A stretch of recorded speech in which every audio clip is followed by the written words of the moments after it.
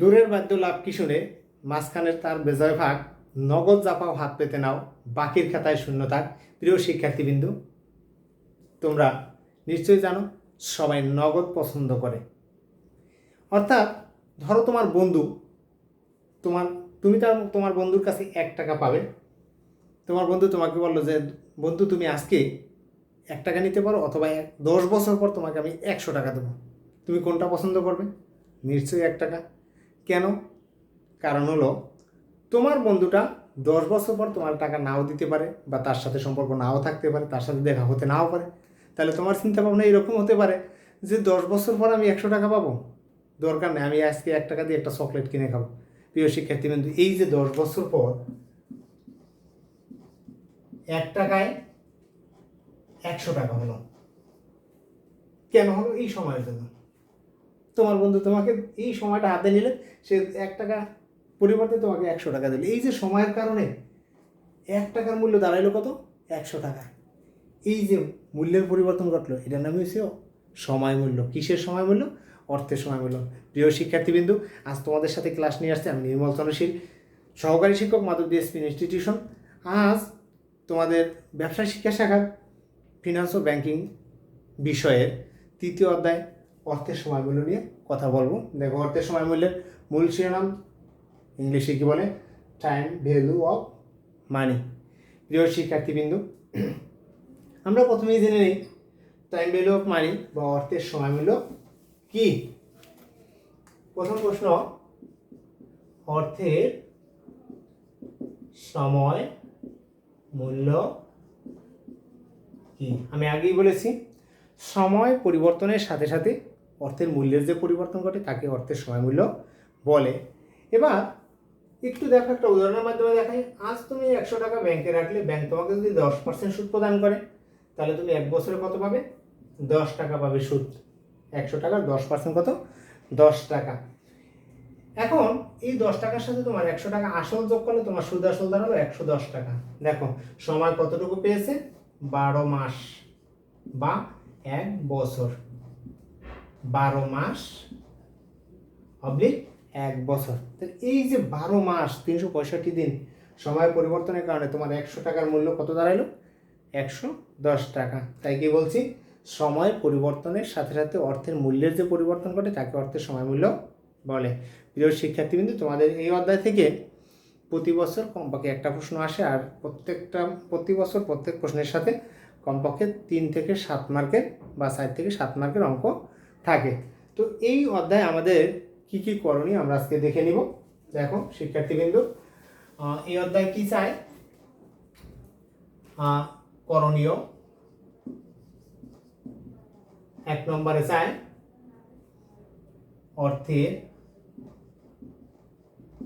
বর্তমান মূল্য, ইংলিশে কি বলে?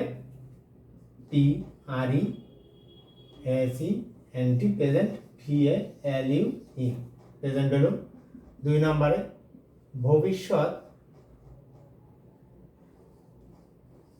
মূল্য বা FUTURE, ফিউচার ভ্যালু।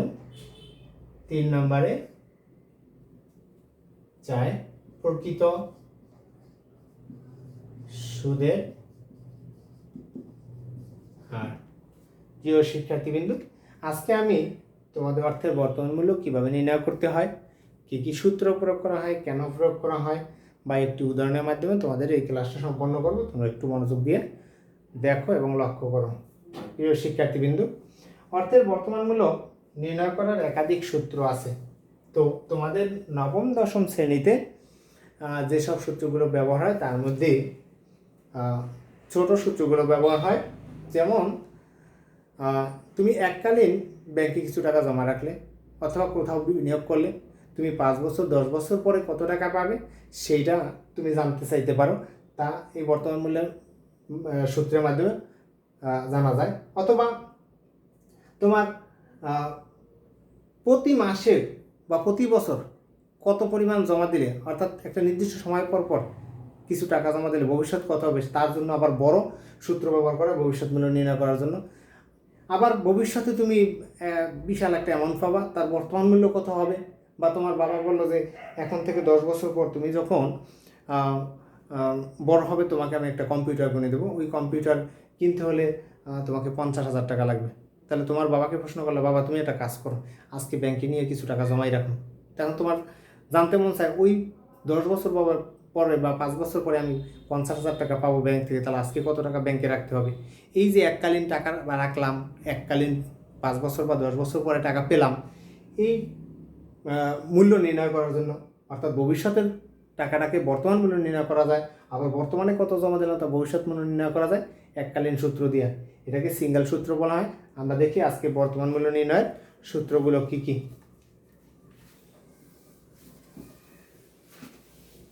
প্রিয় শিক্ষার্থীবৃন্দ, বর্তমান মূল্য আর একটা নাম আছে, দেখো, বর্তমান মূল্যের বা বাট্টাকরণ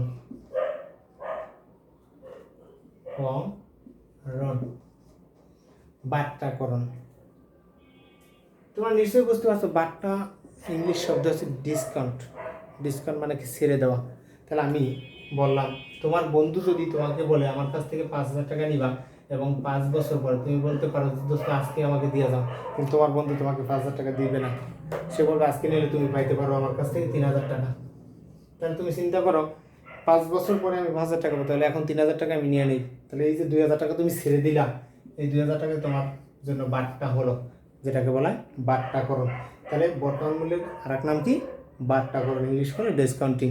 ওকে, এখন শিক্ষার্থী বন্ধু দেখো, বর্তমান মূল্য নির্ণয় করার জন্য আমরা যে সূত্র ব্যবহার করব, সে সূত্রের মধ্যে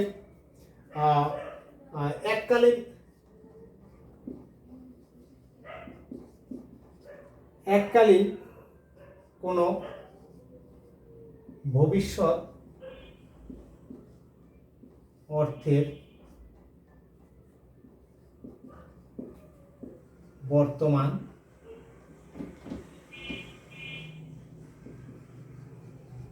মূল্য নির্ণয় করার জন্য আমাদের যে সূত্রটা ব্যবহার হয়, সেই সূত্রটা হলো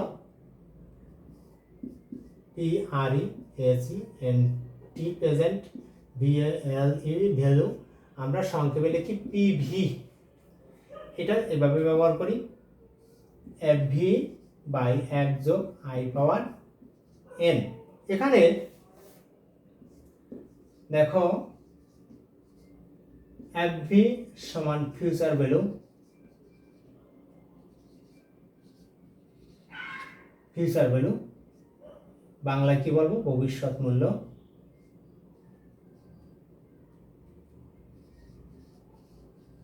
মূল্য I এর মান interest rate, IN TEREST, interest rate বা সুদের হার,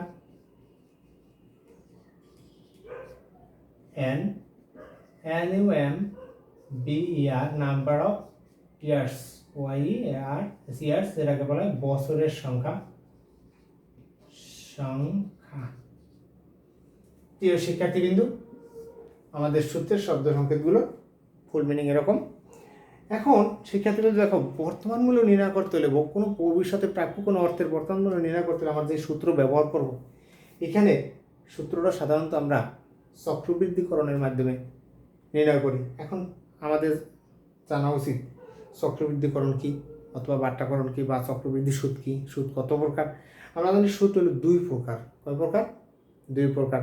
এটা হলো সরল সুদ, এটা চক্রবৃদ্ধি সুদ। সরল সুদ এইরকম, তোমরা অবশ্যই 8ম শ্রেণীতে কোনো একটা অধ্যায় গণিতে পড়েছ, যেমন সরল সুদের ক্ষেত্রে I নির্ণয় করছে এরকম PRN, মানে পিতে প্রিন্সিপাল অ্যামাউন্ট, আসল।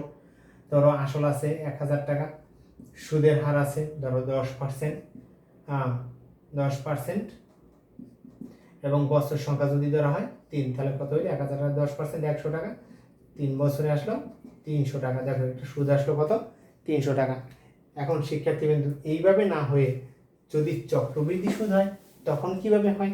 তখন এরকম হতে পারে, দেখো তুমি আজকে 100 টাকা জমা দিলা, 10% সুদে তোমাকে দিবে 110 টাকা, আসল যোগ করলাম 100, মোট হইলো 10 টাকা। এক্ষেত্রে 110 টাকা প্রথম বছর শেষে পেলাম, ওইটা দ্বিতীয় বছরের শুরুতে 110 টাকার উপরে যদি 10% সুদ হয় তাহলে কত হবে? 11 টাকা। তার সাথে আসল যোগ করলাম 110, কত হলো? 121 টাকা। প্রিয় শিক্ষার্থীবৃন্দ, দেখো এখানে প্রথম বছর সুদ হয়েছে 10 টাকা, দ্বিতীয় বছর কত? 11 টাকা। কেন হলো? এখানে সুদও আছে আসল আছে, কারণ আসল ছিল 100, সুদ ছিল 10, মোট হইলো কত? 110। এই যে সুদ আসলের উপরে সুদ ধরা হয়েছে, এই জন্য এই সুদটাকে বলা হয় চক্রবৃদ্ধি সুদ। শিক্ষার্থীবৃন্দ, তোমরা অবশ্যই বুঝতে পারছো।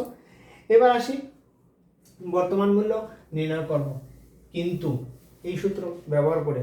কিন্তু কোনো কোনো প্রতিষ্ঠানে তুমি যখন বিনিয়োগ করতে যাবে, তোমাকে সাপোজ তুমি একটা ব্যাংকে গেলা, যে হ্যাঁ ব্যাংক অফিসারের কাছে, যে স্যার আমাকে বলেন তো, আমি যদি আজকে 10,000 টাকা রাখি, আমি 5 বছর পরে কত পাবো আপনার ব্যাংক থেকে?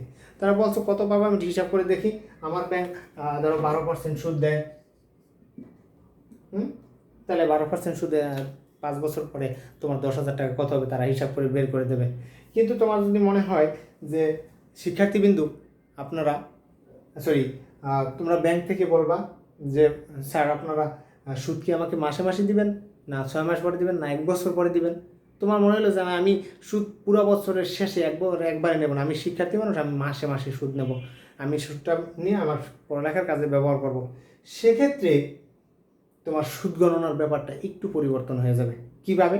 দেখো, তোমাকে যদি 1 বছরে 12% দেয়, তাহলে তোমাকে 12 মাসে তোমাকে কি 144% দিবে? না, অসম্ভব, কখনোই তোমাকে 144% সুদ দিবে না।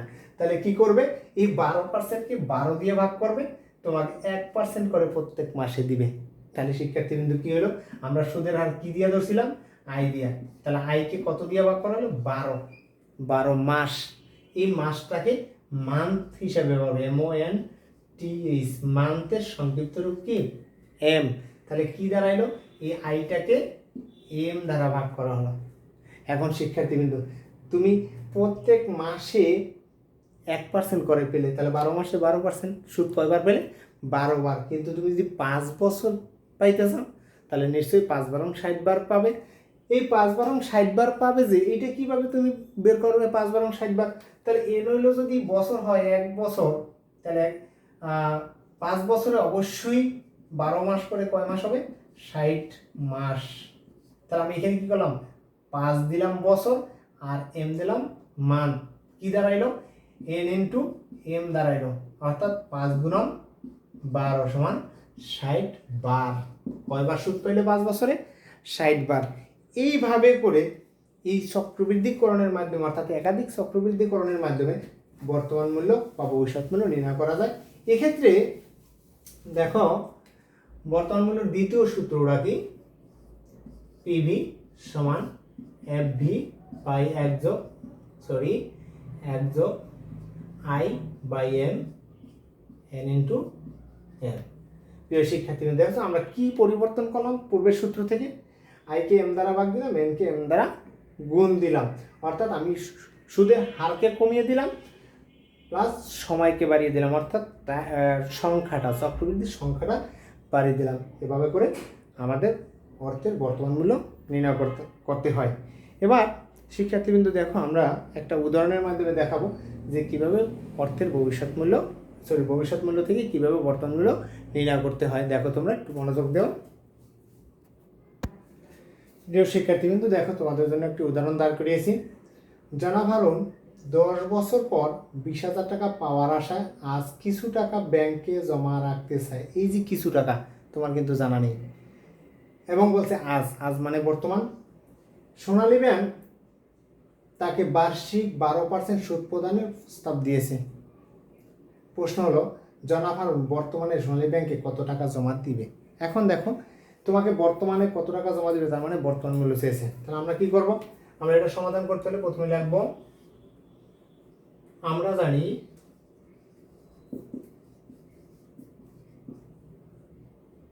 বর্তমান মূল্য ব্র্যাকেটে পিভি সমান এফভি বাই 1 যোগ আই পাওয়ার এন। আমরা হয়তো খাতার ডান দিকে অথবা বাম দিকে লিখবো, এখানে এফভি সমান ওই যে উদ্দীপক দেখে এফবি দেওয়া আছে 10 বছর পর সে কত পাইতে চায় 20,000 টাকা। আয়ের মান দেওয়া আছে 12%। এটাকে যদি 100 দিয়ে ভাগ করা হয় তাহলে হয় গিয়া 0.12। আর বছর মানে এন, নাম্বার অফ ইয়ার্স, এখানে 10 বছর।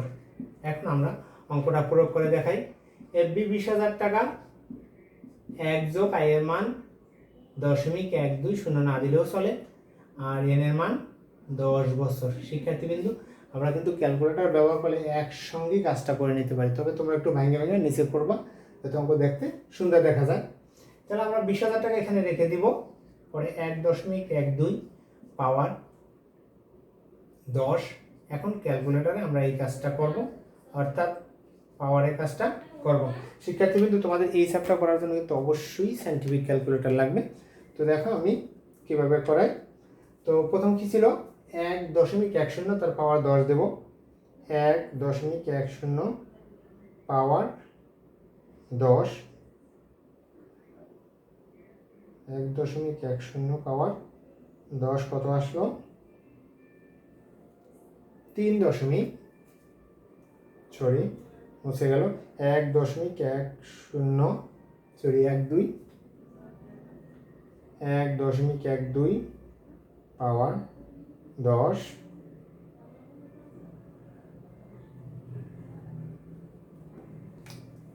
3.1058 প্রিয় শিক্ষার্থীবৃন্দ, এখানে বর্ধিত মানের কাজ আছে।